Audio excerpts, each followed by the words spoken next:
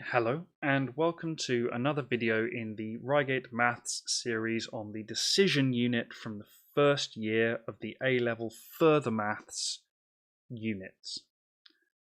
My name is Simon, and in this video we're looking at the order of algorithms. This is the final video in the algorithm series, so if you haven't watched the other ones yet, I'd strongly advise you do, because there's going to be references to some of those algorithms in this video.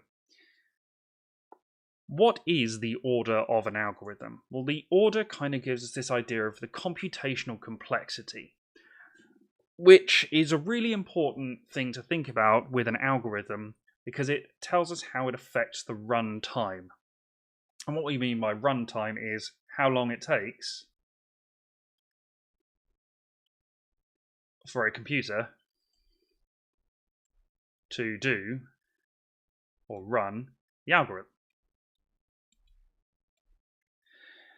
Reducing the order or finding algorithms with lower order is really important for speed and therefore the processing capacity required, because more complicated algorithms are slower or need more power in a computer in order to process them. There's lots of huge problems on the computer science front about order of algorithms that we're not going to address in this video because they're not required for the further maths specification. What we think of in terms of the way the order works is if we change the size of the problem, how does that affect the runtime? So if we have 10 elements and we know the time it takes to run an algorithm on that, how long will it take us to run a problem on 100? That kind of thing. So it's all about ratios, and the idea is very similar to scale factors of enlargement. So if the order of an algorithm is given by f of n, then the scale factor to change the size from n elements to m elements, the scale factor is given by f of m over f of n.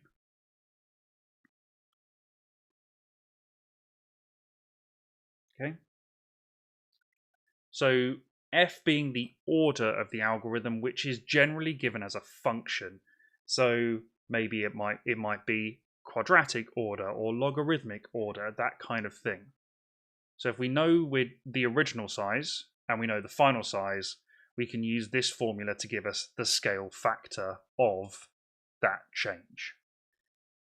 Now, sometimes you might be given this function f, or sometimes you might have to find it out yourself. And quite often, f, the function, is found by looking at the maximum number of steps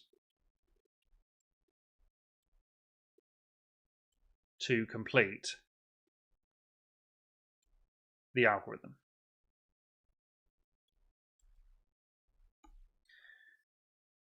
So if we look at, for instance, bubble sort, the maximum number of comparisons for a list of n objects in the first pass, we make n minus 1 comparisons. In the second pass, we make n minus 2 comparisons because we ignore that last element that's in the right place. And all the way down to the second to last pass, and which has 2 comparisons, and then the last pass, which will have 1 comparison. We then have the total number of comparisons is the sum of all of these. which is the sum from r equals 1 to n minus 1 of the natural numbers. The formula for this is in the further maths section of the formula book. You don't have to learn that for yourself. And that's a half times the top number times the top number minus 1.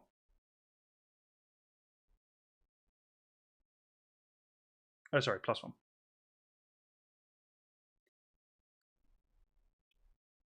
Which we get this formula here, which if we expand, just to really prove it, we end up with this.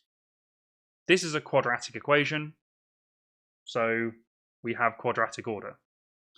We're now going to look at an example of how to apply this to a runtime question. So we have here a description of an algorithm that has quadratic order. Now, the thing that students find sometimes a little bit tricky when you've come up with the order yourselves, like we did in the example just now, that's not the function you use when we are looking at problems like this. Once you know it's quadratic order, you ignore what the function is. You just use the fact that it's a quadratic equation. So that's why we've changed it. So an algorithm used to find prime numbers has quadratic order. A computer program applies the algorithm to find 50 prime numbers. It takes 0.03 seconds. Estimate the time required for the program to find the first 2 prime numbers. So because it's got quadratic order, we know once we've worked out our scale factor k, we are then going to do k squared times the runtime to find our new runtime. Okay? So we know that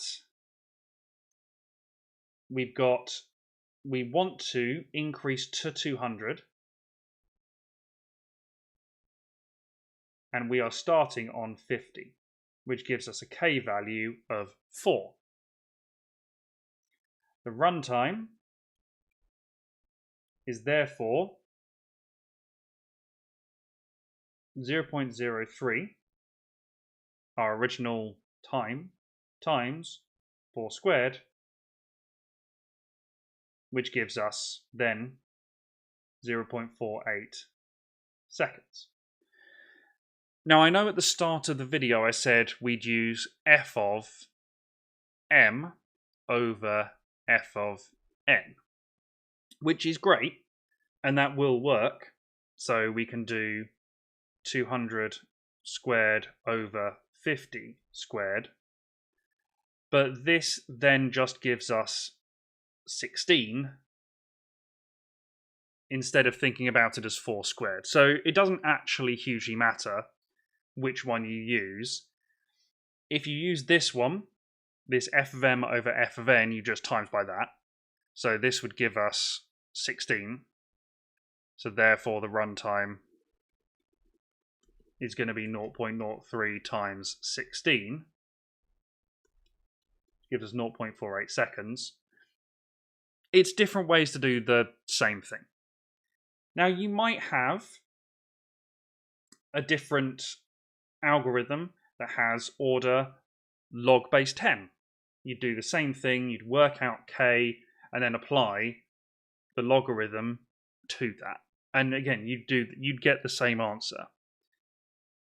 Order is kind of a weird thing that students get in a real muddle about because of they don't really know what it is. But yeah, all it is working out how much longer a program takes to run if we increase the size. That is what the order tells us. As I said at the start of the video, there's lots of different problems about order of algorithms that are really, really relevant to computer science. So if you're interested, go and look it up.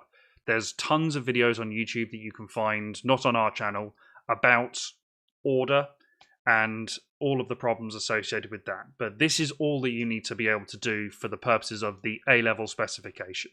Thank you for watching.